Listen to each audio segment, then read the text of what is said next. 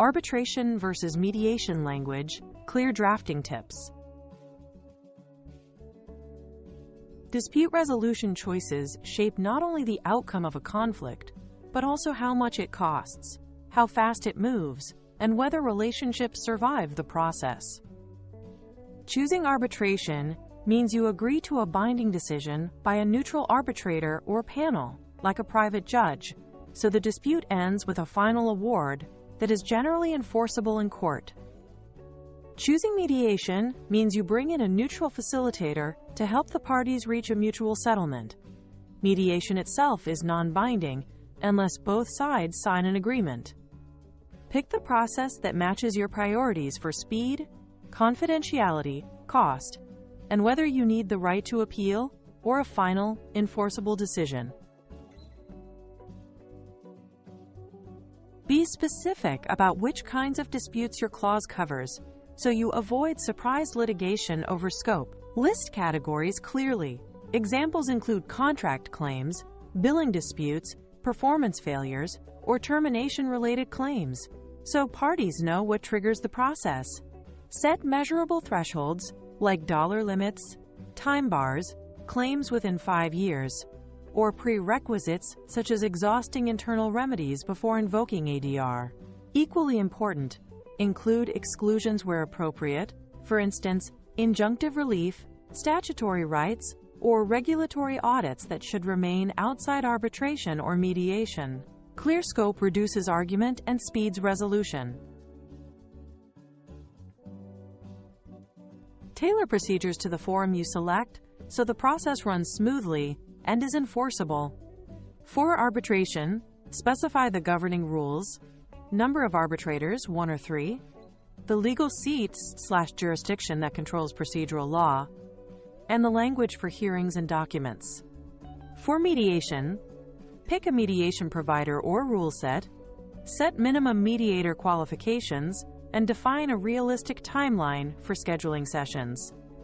Decide whether mediation is a required step before arbitration or litigation.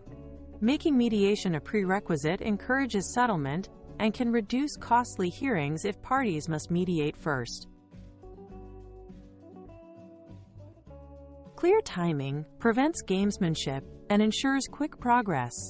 Define precise notice requirements. Who must receive notice?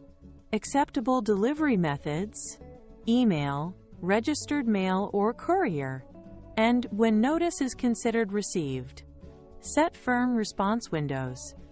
For example, 30 days to respond, and allow accelerated timelines for emergencies where immediate relief is needed. Address tolling of limitation periods during ADR. Specify official service addresses, and state whether parties accept digital notice or electronic service. Practical timelines and notice rules make the process predictable and enforceable. Clarify the legal framework so arbitrators or mediators apply consistent standards.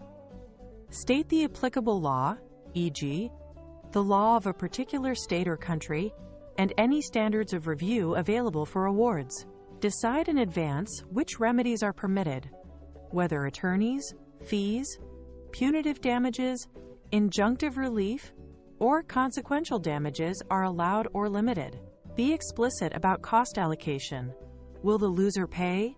Is there fee shifting? Or will parties split arbitration fees? These choices shape incentives, risk allocation, and the likelihood of settlement, so draft them with business objectives in mind. Set clear boundaries for what stays private to protect reputations and sensitive information.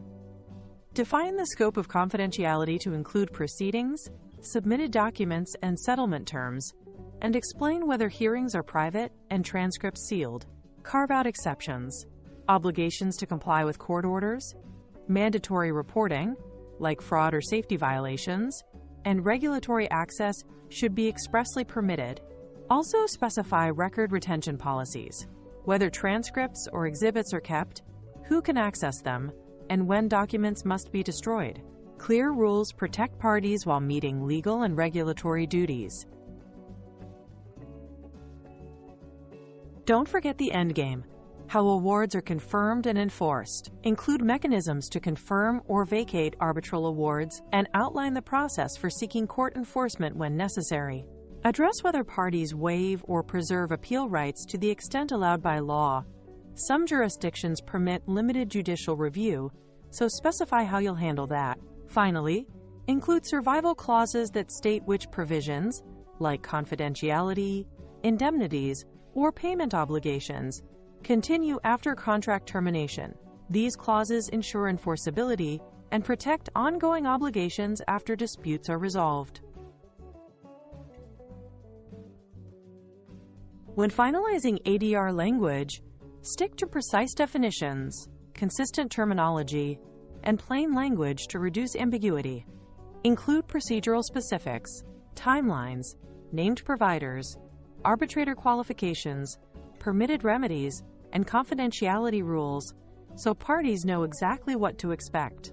Test your clauses against common scenarios: emergency injunctive relief, multi-party disputes, cross-border enforcement, and data privacy concerns.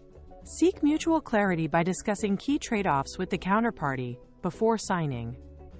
The key takeaway: thoughtful, specific drafting turns dispute resolution clauses from a risk into a strategic tool for managing conflicts efficiently.